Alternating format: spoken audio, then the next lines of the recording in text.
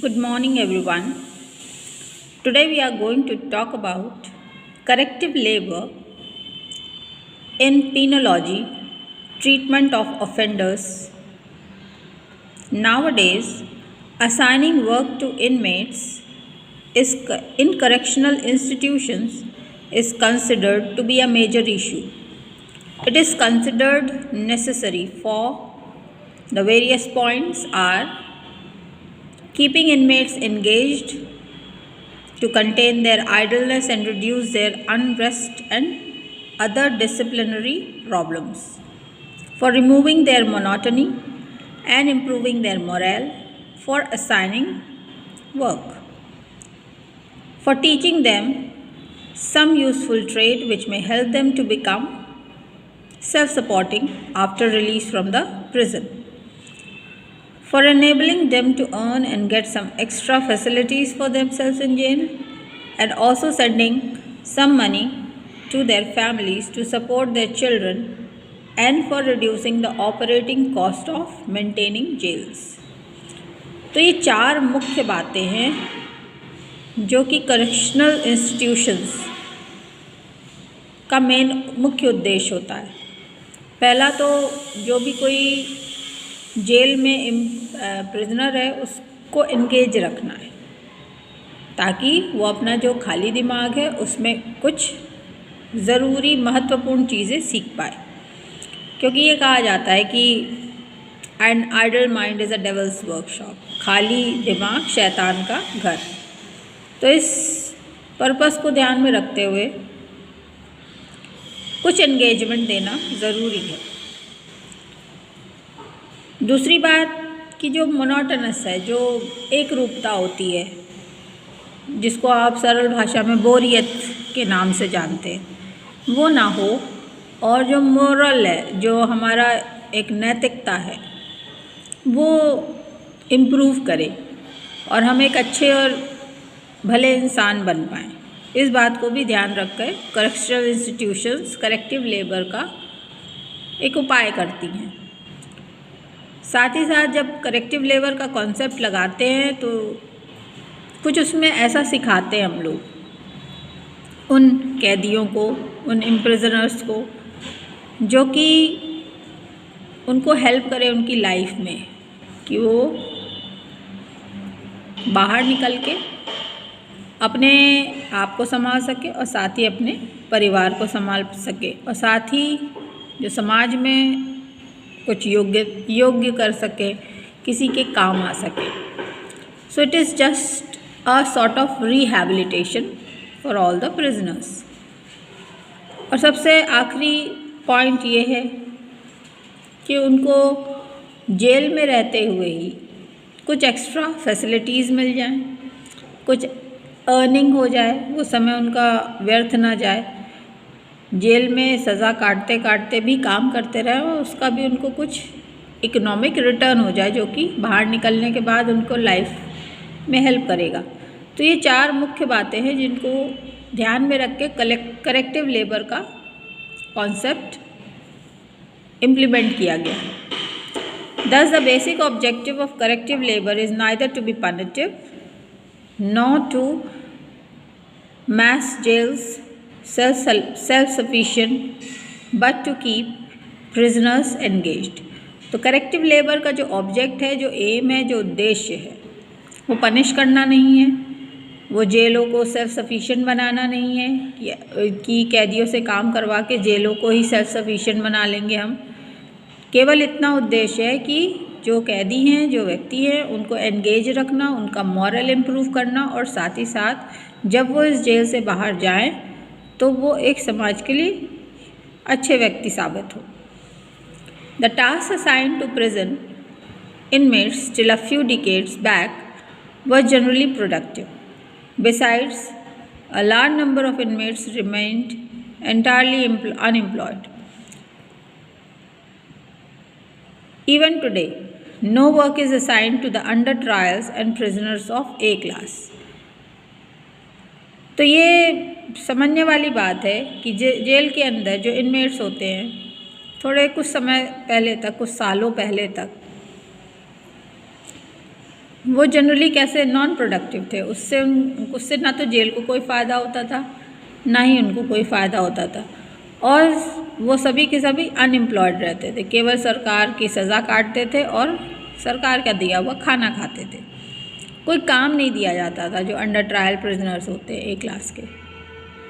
तो रिफॉर्मेशन और रिहैबिलिटेशन की जब चर्चा चालू हुई as regard to the offender, जब रिहैबिलिटेशन का कॉन्सेप्ट उभर के सामने आने लगा कि जेलों का जो मुख्य उद्देश्य है वो प्रिजनर्स की संख्या बढ़ाना नहीं है कि आप जेल में पहले तो आप जेल काटेंगे और फिर जेल से निकल के आप बाहर जाएंगे तो आप समाज में भी जेल काटेंगे, एक तरह से वहाँ पे भी आपकी आइडेंटिटी कोई क्रिमिनल की ही रहेगी, कोई ऐसे व्यक्ति के रूप में रहेगी जो समाज से अलग है। तो ये सब कॉन्सेप्ट जब डिस्कस हुए, इन पे चर्चा हुई और रिहैबिलिटेशन के तरफ हमारा देश आगे बढ़ा, तब ये देखा गया कि हमको कुछ और करने की ज़रूरत है besides giving punishment to the prisoners. This has been evidenced in India by various decisions, officially, judicially expressed judgments of Justice Krishna Iyer.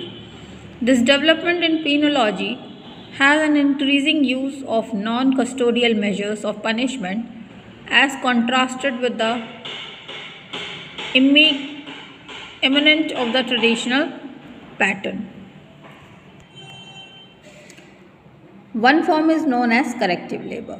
तो जो पीनोलॉजी का डेवलपमेंट जब हुआ तो जो नॉन कस्टोडियल मेजर्स थे पनिशमेंट के वो लेना चालू किए गए as in contrast with the traditional imprisonment pattern, और उनमें से एक है corrective labour. The main object जो करेक्टिव लेबर का था वो यही था कि अपने ही प्लेस में, अपनी ही जगह पे काम करते हुए, अपने ही सेल में या प्रिजन में, जो प्रिजन में रहते हुए जो ईवल्स होते हैं उनसे आप बचे रहें। In India also this method of prison labour can be accepted and to say more, आज की डेट में ये एक्सेप्ट हो चुका है। In Mohammad Giyasuddin versus state of Andhra Pradesh, the Supreme Court not only reduced the sentence of appellant but issued several directions to the state to convert the 18-month sentence into a spell of healing spent in an intensive care ward of penitentiary. The court directed that the convict be assigned work not of monotonous, mechanical, degrading type but of mental, intellectual और like type with a little manual labor। तो इस case में जो Mohammad Giyasuddin versus state of Andhra Pradesh था, इसमें court ने कहा है कि जिस कैडर का व्यक्ति होगा, जिस तरह का उसका दिमाग होगा, उसी तरह का उसको आप काम असाइन करें। ये नहीं कि आप कोई ऐसा काम असाइन कर रहे जो जिसमें उसको डिग्रेडेड फील हो, जिसमें उसको इंसल्टेड फील हो और ज़्यादा। यानी जेलों का काम अब ये नहीं रह गया है कि आप सज़ा जो काट रहा है व्यक्ति उसका मॉरल और ख़राब करें। उनका काम अब रिहैबिलिटेशन की तरफ बढ़ चला है कि जो भी कोई अपराध करके जेल में पनिशमेंट पाता है उसको रिहैबिलिटेट करके पुनः इस समाज में वापस करना, ताकि वो वहाँ पे जा कर के किसी और अच्छे काम का साबित हो सके। In 42nd report of Law Commission of India, corrective labor is claimed to be one of the most typical penalties in Soviet law. Its essential feature is that the offender is not deprived of his liberty. A corrective labor sentence is served either at the place of the offender's ordinary work or in a special corrective labor institution in the locality where the offender is domiciled. तो ये Soviet law में एक बड़ा essential features है कि offender को उसकी जो लिबर्टी है, जो उसकी फ्रीडम है, वो नहीं छीनी जाती। जहाँ पर उसने गलती करी है, जहाँ पर उसने अपराध किया है, उसी जगह पर उसको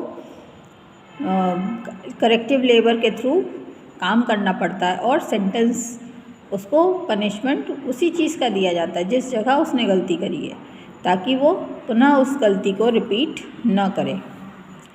However, any labor assigned to the prisoner cannot be in contravention of the certain principles, as if they were be violative of his human rights. तो कुछ ज़रूरी है जो हमारे पास प्रिंसिपल्स हम फॉलो करते हैं जुडिशरी में, ह्यूमन राइट्स का वॉल्यूशन नहीं होना चाहिए। ऐसा इसलिए किया गया है क्योंकि कहीं यूँ ना हो कि आर्टिकल 21 जो कि कॉन्स्टिट्यूशन ऑफ इंडिया का है वो अगेंस्ट में खड़ा हो जाए। इसलिए ह्यूमन राइट्स को, ह्यूमन एडवांटेजेस को, जो मानवता है उसको हमें ध्यान में रखना ज़रूरी हो जाता है। Prisoners are to be protected from harsh labour as imprisonment itself constitutes a substantial punishment.